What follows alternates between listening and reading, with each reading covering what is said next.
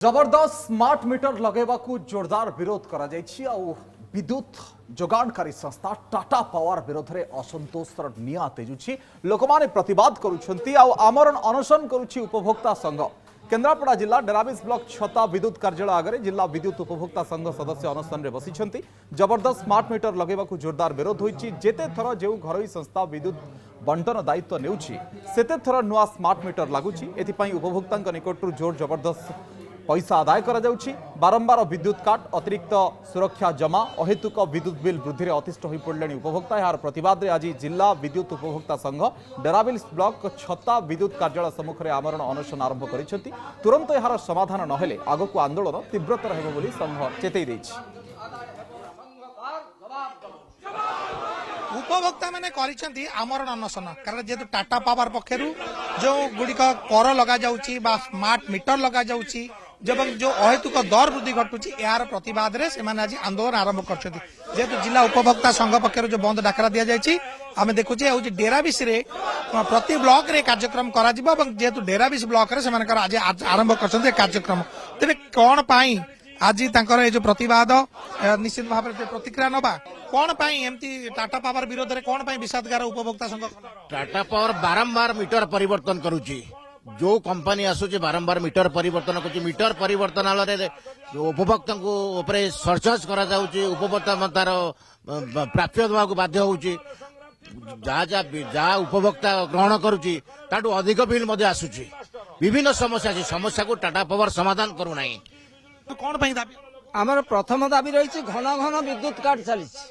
प्रति दैनिक 30 थरु कम विद्युत कटुना। द्वितीय दाबी होउची अघोषित विद्युत काट कर लोक जनाऊ ना। तृतीय है अहेतुक भाव में विद्युत चार्ज बढ़ी चली कौन आवश्यकता पड़े आमरण अनशन करने टाटा पावर जनसाधारण जो जुलम चलती दीर्घ दिन धरिक तेणु से विभिन्न जिले में सारा ओडिशा रे वर्तमान जन आंदोलन देखा देछि तीव्र भाव में एथिरे केन्द्रापड़ा जिला सामिल होइछि एवं आमे भी आमर डेराबिस विद्युत उपभोक्ता संघ तरफरु आमे दाबी पत्र देइथुर 3 मास। दाबी कौन आपनकर आमर 8 दफा दाबी थिला स्मार्ट मीटर को उच्छेद करा जाऊ मीटर रीडिंग ठीक समय रे निया जाऊ बारंबार फ्लक्चुएट न हो मीटर रीडिंग एवं एबे आपण देखिबे गोटे एएसडी कहउचंती जो एडिशनल सिक्योरिटी डिपोजिट समस्त मोबाइल की मेसेज आसुची जोटा कि आमे नुआ विद्युत नेला बेले सिक्योरिटी देइथुलु किंतु पुणी सिक्योरिटी डिपोजिट जोटे ओडिशा रु वर्तमान टाटा कंपनी 1000 कोटी टंका साधारण जनता ठारू सिक्योरिटी डिपोजिट नहीं सेठी उपरे अन्य मानकु तार तोषामत करिवो एवं साधारण आमरी भली साधारण लोकन को जीवन को मारी रक्त शोषिबो। गोटे पंचायत रे गोटे समस्या रही जे पानी कोन काटी दिया जाउछ बोली अभियोग कोन वास्तव कोन कथा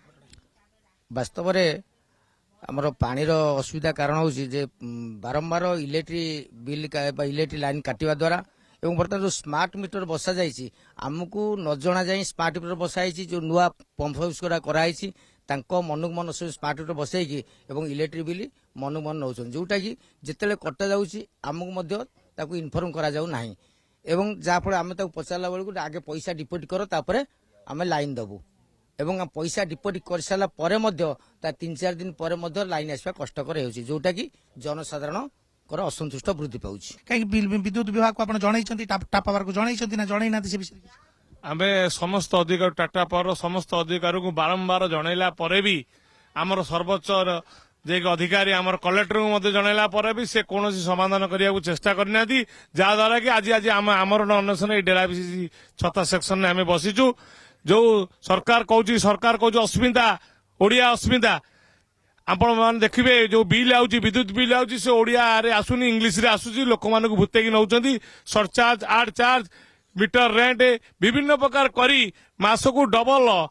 आगुरु आसुला 100-150 एबे 400 500 700 800 एई भलिया जो रेट आसुची लोक माने अतिष्ठ हो गले टाटा पावर प्रति तेणु आज तारी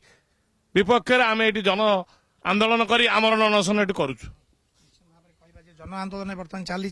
कारण समस्त भितर गोटे कौन आपण मैंने आप आज बसी सामिल होती कौन टाटा पावर विरोध में आपंकर कौन विषादगार कौन समस्या है लोक मान